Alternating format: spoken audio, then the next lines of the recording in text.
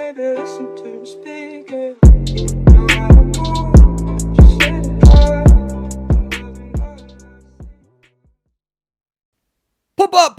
Pop, persuadable. What's going on, boo-boos?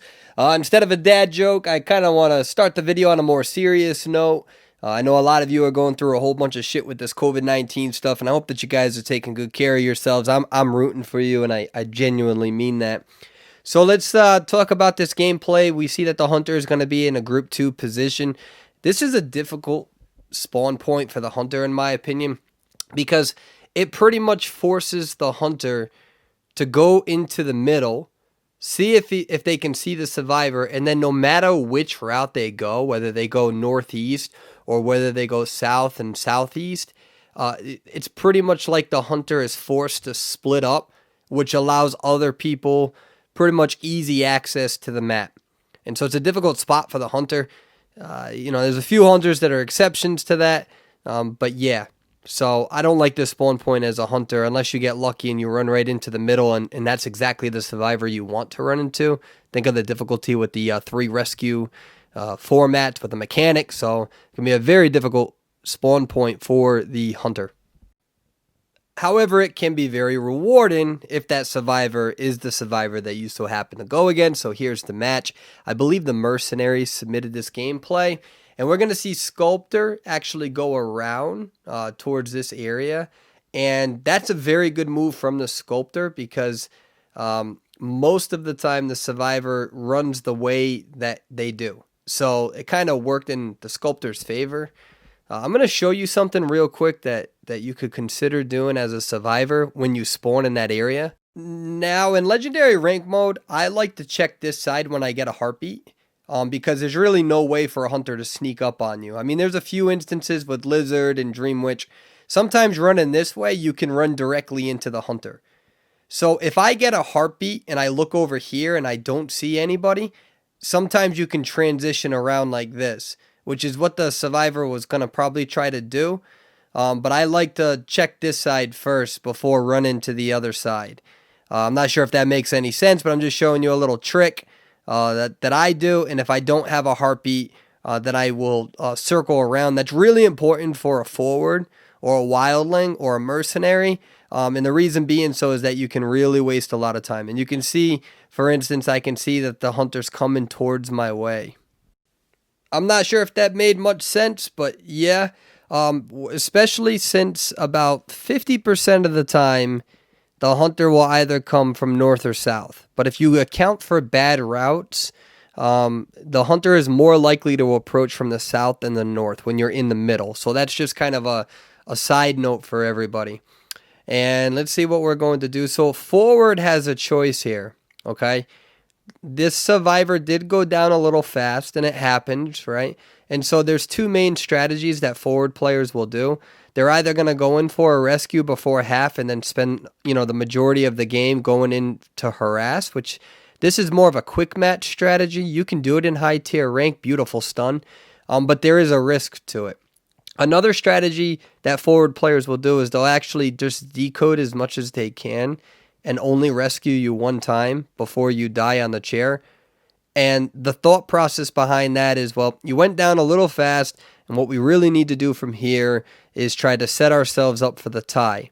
In this match, we're going to see a forward that goes more for the harassing approach. There's nothing wrong with the approach, but it does slow down decoding a little bit. So really what they need to do is they need to try to harass and really try to catch up with decoding. I think this strategy works better when you have a decoder like a mechanic, a prisoner, or a mind's eye. But either way, it's just a strategy that you have to choose and do the best that you can with it. That was a beautiful stun, by the way, from the prospector. And we're going to see what's going to happen with this prisoner. Remember, the mercenaries submitted this footage. Mercenary, I think it was the mercenary. I want to give you props. You did a great job making sure this was high quality, and I applaud you for that. It's just a little bit easier for everyone else to watch. And so this is where we really need to see the forward's harassing ability, okay? Which is, in my opinion, why Wildling is no longer that good of a harasser. He doesn't have the same sort of harassment as what Cowboy and Forward can do. But that's for a different video that I'm pretty sure has already been covered. And so you see the Forward, he did a pretty damn good job at harassing there. They're down to 3 ciphers, but the forward is going to have to keep doing a good job. You can see him trying to absorb a hit for the prisoner, but that's some good discipline from the sculptor, making sure that they stay on task here. And prisoner is just doing a really good job at trying to transitional kite and rotate, and it's working in the prisoner's favor, and really just buying as much time as what he can. And sculptor really got to try to hit these little sculptures. It's so hard for me to say, sculptor, hit your sculptures. It's just, I don't know. I just feel like there's a bunch of syllables in there. Is that difficult for anyone else, or is that just a persuadable thing? And let's see where else Prisoner's doing a good job using the resources to their ability. And again, let's see what forward can do. Forward needs to keep harassing as much as they can. They are down to 2 ciphers. And this forward's doing a good job at really making sure to use these resources. Has completely frazzled this sculptor, and let's see if he's going to be able to get this done. Gets the stun in time. I almost said stum. And sculptor. Oh my god, this is going to be difficult for me.